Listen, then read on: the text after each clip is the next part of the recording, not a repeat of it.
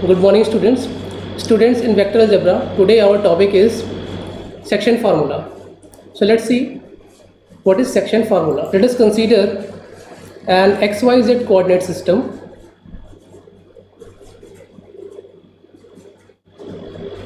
This is our XYZ coordinate system, in which this is x-axis, this is y-axis, and this is z-axis, and this is the origin.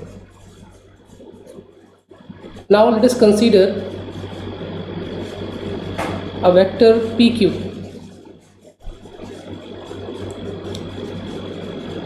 This is vector PQ.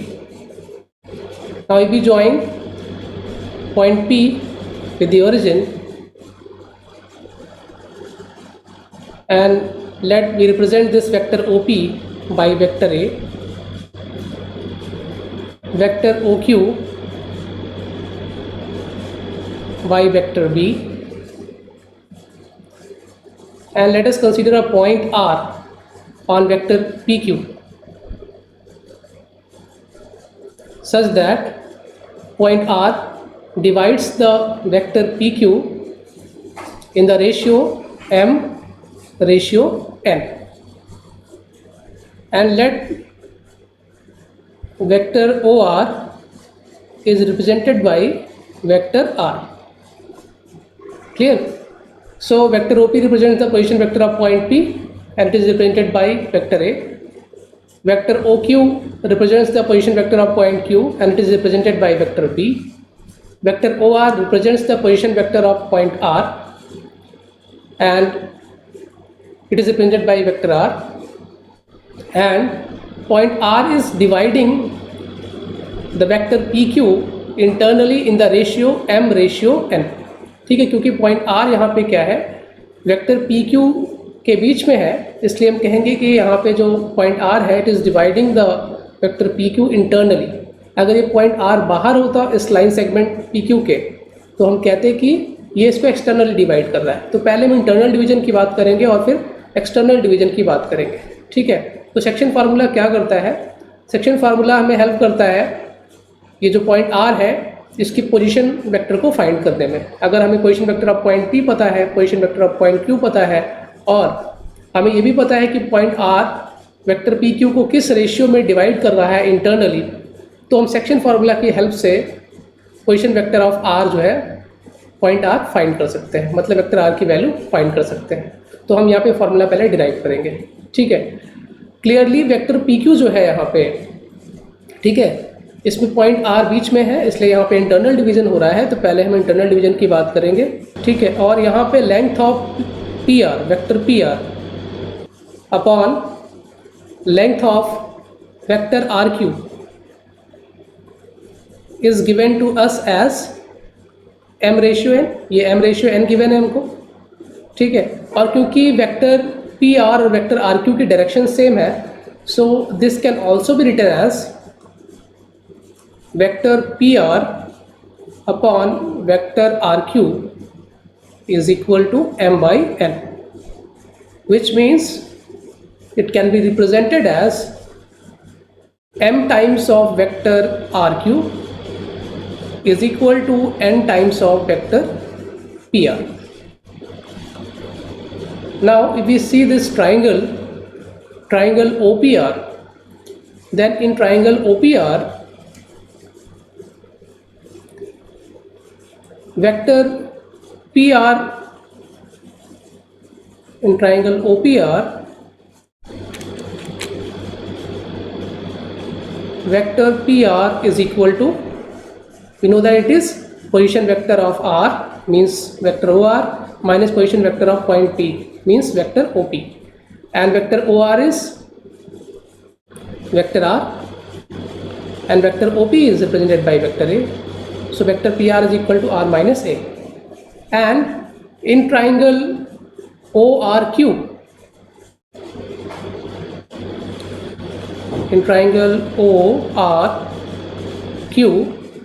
vector RQ is equal to position vector of Q minus position vector of are.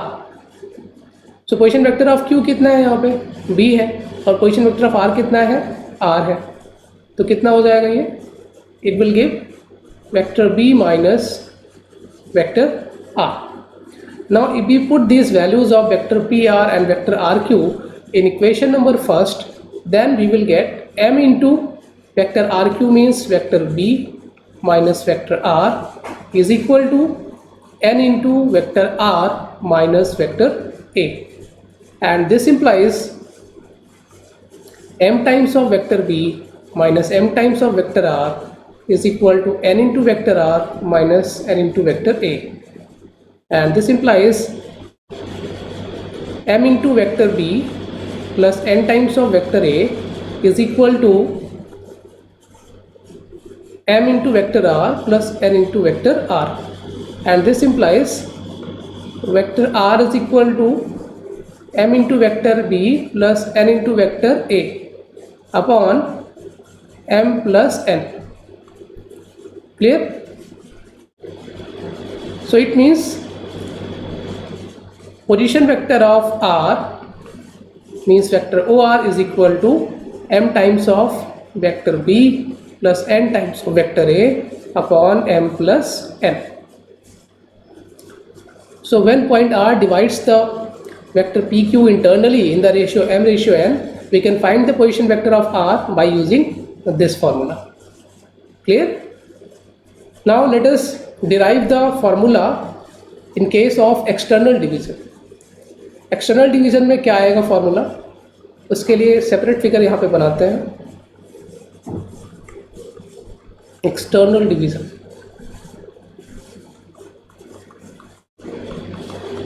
External division में again हम यहाँ पे X Y Z coordinate system consider करते हैं, and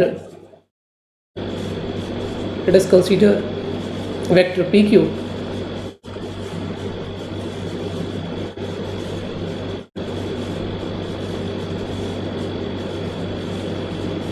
This is vector PQ, and this is point R. Clear? So if we join point P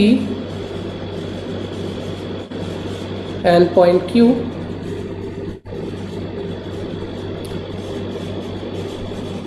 and point R with the origin,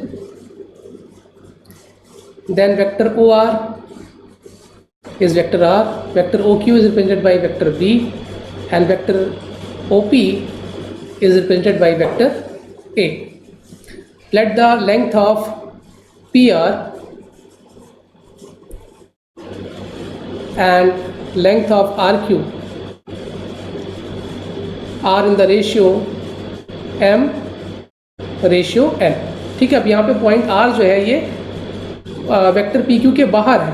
ठीक है, तो इस केस में पॉइंट आर क्या कर रहा है, it is dividing the vector P Q externally in the ratio M ratio N. यहाँ पे एक्सटर्नल डिवीज़न हो रहा है. तो इस केस में अब यहाँ पे अगर आप देखोगे तो वेक्टर पी क्यू जो है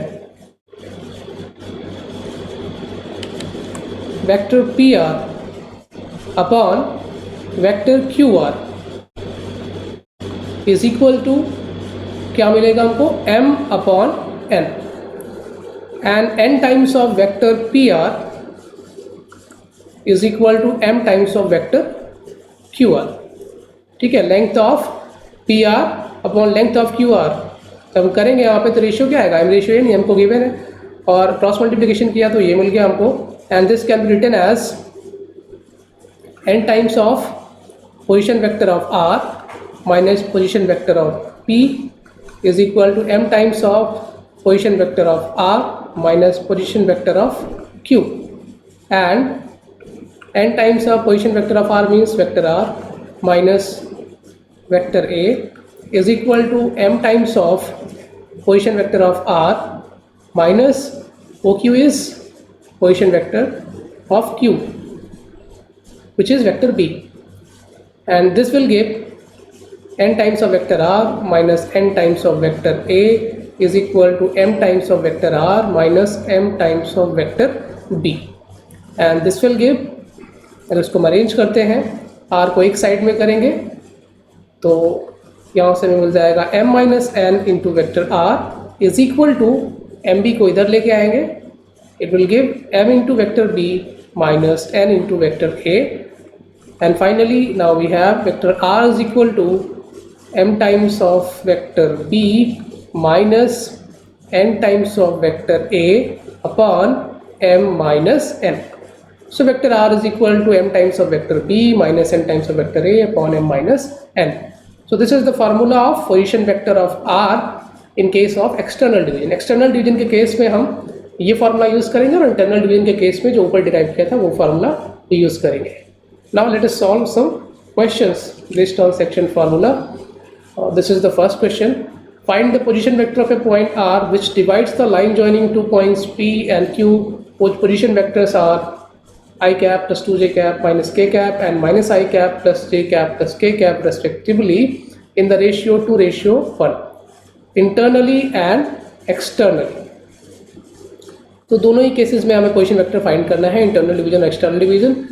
हमें पॉइंट P का पोजीशन वेक्टर दिया गया है कितना, i cap plus 2j cap minus k cap, and point Q का जो पोजीशन वेक्टर दिया गया है वो क्या है, minus i cap plus j cap plus k cap. ठीक है, तो इट मीन्स यहाँ पे वेक्टर A की वैल्यू कितनी है, i cap plus 2j cap minus k cap, and vector B की वैल्यू कितनी है, minus i cap plus j cap plus k cap, and it is given that here the value of m upon n is 2/1. ठीक है, तो m की value यहाँ पे क्या होगी हमारे पास, here m is 2 and n is 1. So position vector of r, point r is given by formula is internal division में क्या होता है, m into vector v plus n into vector a upon m plus n, and यहाँ पे m की value कितनी है हमारे पास 2. Vector b is minus i cap plus j cap plus k cap, and n is 1.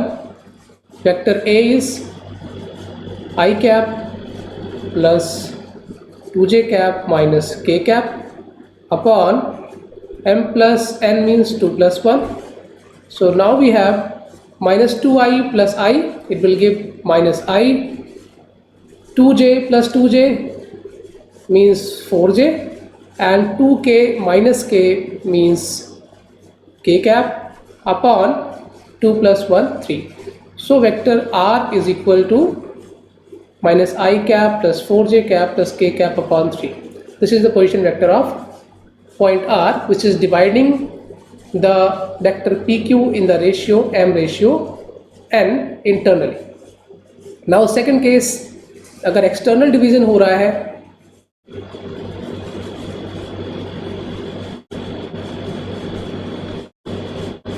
ठीक है, external division के case में क्या हो जाएगा, फॉर्मूला चेंज हो जाएगा, बाकी सारी वैल्यूज वही रहेंगी, m और n की वैल्यू भी वही रहेगी, वेक्टर a और वेक्टर b भी वही है. बस क्या हो रहा है, यहाँ पे एक्सटर्नल डिवीजन हो रहा है, तो इस बार हम फार्मूला क्या यूज करेंगे, m into vector b minus n into vector a upon m minus n. तो अगेन यहाँ पे क्या मिल जाएगा हमें, 2 into minus I plus j plus k cap minus 1 into I cap plus 2j cap minus k cap upon m minus n means 2 minus 1. So now we get minus 2i minus I means minus 3i, 2j minus 2j will be 0, it means 0j, and 2k plus k means 3k cap upon 2 minus 1 is 1. So in this case we will get minus 3i cap plus 3k cap. Clear? Now let's solve the next question. Find the position vector of the midpoint of the vector joining the points P with coordinates 2, 3, 4 and point Q with coordinates 4, 1, minus 2. तो इस case में क्या है, point suppose that R है यहाँ पे, और ये पी क्यू को डिवाइड कर रहा है 1:1 में, क्योंकि ये मिड पॉइंट है, ठीक है। तो मिड पॉइंट है, it means P R is equal to R Q होगा। इसलिए हम कह सकते हैं कि point R is dividing the line P Q in the ratio 1:1। Point P के कोऑर्डिनेट्स क्या है 2, 3, 4। पॉइंट क्यू के कोऑर्डिनेट्स क्या है यहाँ पे 4, 1, -2। तो it means position vector of point P क्या हो जाएगा, OP is equal to vector A is equal to 2i plus 3j plus 4k and position vector of point Q क्या हो जाएगा, vector OQ is equal to vector B is equal to 4i plus j minus 2k cap. Clear. और क्योंकि ये mid point है तो यहाँ पे m/n का जो रेशियो होगा ये m और n का, it is 1/1। So we can write it as m is equal to 1 and n is equal to 1. And since point R is dividing PQ internally, तो यहाँ पर हम क्या करेंगे, इंटरनल डिवीजन वाला फार्मूला यूज़ करेंगे। और इस केस में जो पॉइंट R का पोजीशन वेक्टर आएगा तो क्या आएगा, m into vector B plus n into vector A upon m plus n।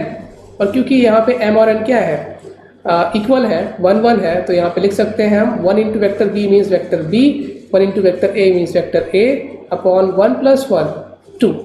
तो इट मीन्स मिड पॉइंट जब भी फाइंड करना होता है तो हम जस्ट क्या करते हैं, दोनों पॉइंट्स के पोजीशन वेक्टर को ऐड कर देते हैं पी और क्यू के और 2 से डिवाइड कर देते हैं, तो हमें मिड पॉइंट मिल जाता है। So adding vector A and vector B, now we will get 2i plus 3j plus 4k plus 4i plus j minus 2k cap upon 2। So it will give 2 + 4 6i upon 2 means 3i, 3j plus j upon 2 means 2j, and 4k minus 2k will give 2k upon 2, it means k cap। ठीक है, तो vector r is equal to 3i plus 2j plus k cap. This is the midpoint. This is the position vector of the midpoint, point R. Next question is, so that the points A, B and C with position vectors A, B and vector C respectively form the vertices of a right angle triangle. तो यहाँ पे 3 points A B सी के position vectors दिए गए हैं, हमें दिखाना है कि ये राइट एंगल ट्राइंगल के वर्टिसेस हैं। तो हमें पता है राइट एंगल ट्राइंगल में पाइथागोरस थ्योरम जो होता है वो सेटिस्फाई होता है, और उसी को हमें यहाँ पे क्या करना है, शो करना है कि यहाँ पे पॉइंट ए बी सी जो होंगे, इनको ज्वाइन करने से जो ट्राइंगल बनेगा वो राइट एंगल ट्राइंगल होगा। और अगर राइट एंगल ट्राइंगल होगा तो अगर वेक्टर ए बी लें, यहाँ पे वेक्टर बी सी लें और वेक्टर ए सी लें, तो magnitude of vector A B का square plus magnitude of vector B C का square is equal to magnitude of vector A C का स्क्वायर आना चाहिए। अगर ऐसा हो रहा है तो it means triangle A B C is right angle triangle. तो पहले वेक्टर ए बी फाइंड कर लेते हैं। Vector A B is equal to vector B minus vector A, it means 2i minus 3i क्या आएगा यहाँ पे, minus i minus j minus 4j means 4j minus j plus 3j and k minus 4k means 5k। ठीक है, ये vector A B की value आएगी।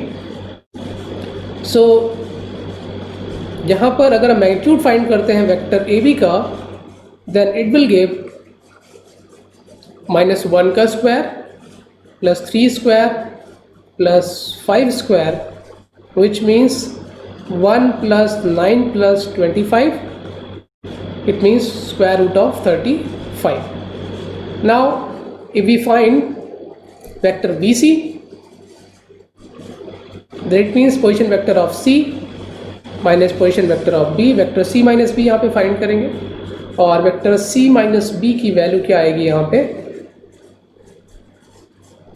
यहाँ से देखिए इसको इसमें से इसको सब्ट्रैक्ट करेंगे। सो I minus 2i is minus I, minus 3j minus j means minus 2j, and minus 5k minus k means minus 6k। तो अगर इस केस में हम मैग्नीट्यूड फाइंड करते हैं वेक्टर BC का, then it will give minus 1 का square plus minus 2 का स्क्वायर प्लस माइनस 6 का square, 1 plus 4 plus 36।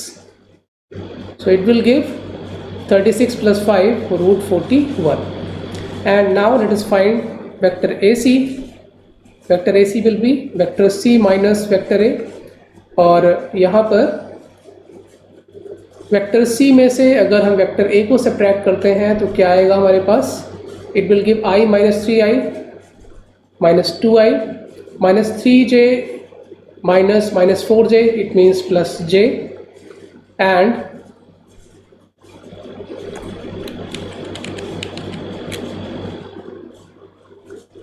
Minus 5k plus 4k means minus k, minus 2i plus j minus k।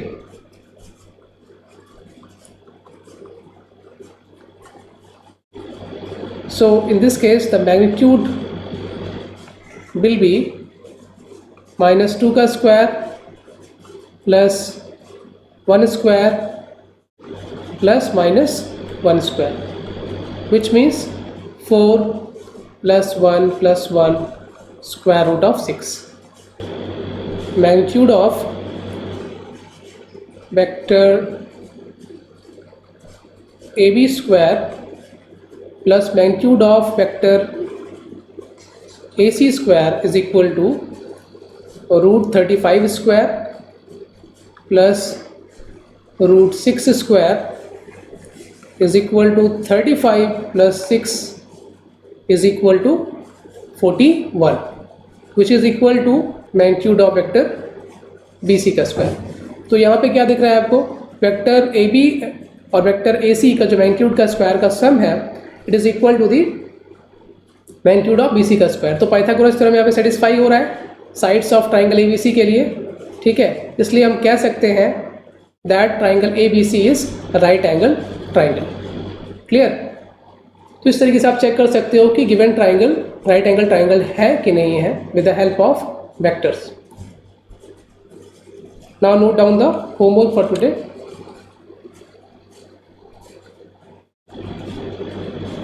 Thank you.